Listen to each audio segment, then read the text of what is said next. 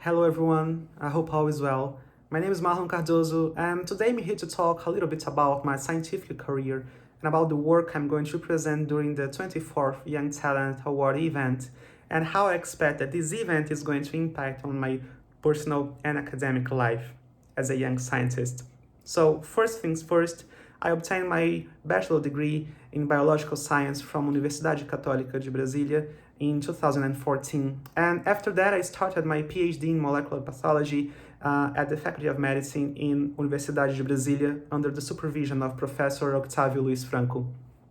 During my PhD, I focused my research on peptide science and medicinal chemistry and on how to put these two strategies together to design the next generation of peptide-based antibiotics. I also had the opportunity to go to Australia and work under the supervision of Professor Dave James Cray and Dr. Angeline Chan at the University of Queensland. And I stayed there for a year, which was enough time for me to expand, explore, and improve my skills and expertise in structural biology.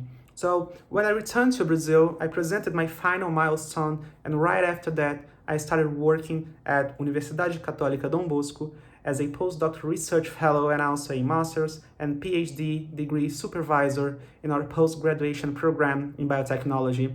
So currently, I'm happy to say that I coordinate a small team of 11 young scientists that have helped me to put together all the data I needed for this coming event. So my talk is going to be about one of our latest works, and it's titled An End-capping asparagine lysine proline motif that contributes to a hybrid, flexible, stable, multifunctional peptide scaffold.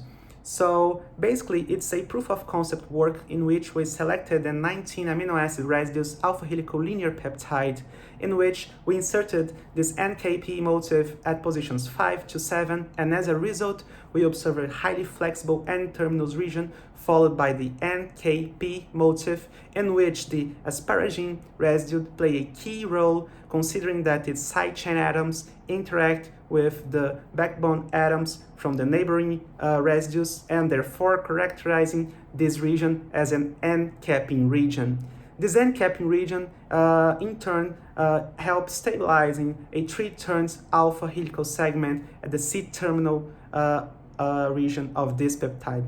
So basically, we went from a well-defined alpha helical peptide to a random coil end-capping, well-defined, stable alpha helical structural scaffold.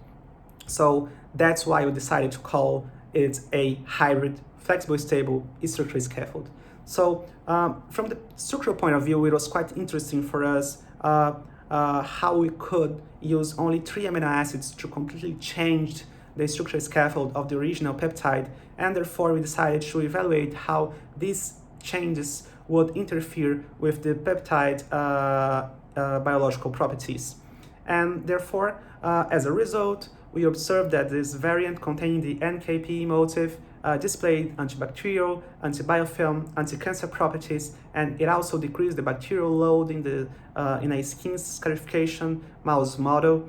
And it also was capable of modulating macrophage stress in the presence of bacterial endotoxins. And finally, it also helped recruiting fibroblasts to the site of infection and therefore assisting wound healing and cicatrization. So based on all this data, we are confident and excited to report this new and unusual NKP motif and this unusual structural scaffold for a linear peptide.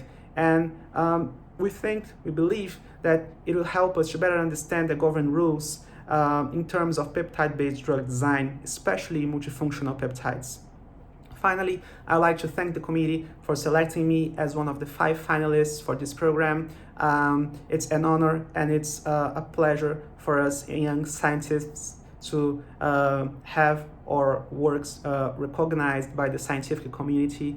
So thank you very much. I'd like to thank my mentor, Professor Octávio Luiz Franco. I'd like to thank my family, and well, I think that's it. Take care, and I look forward to seeing you in the next few days.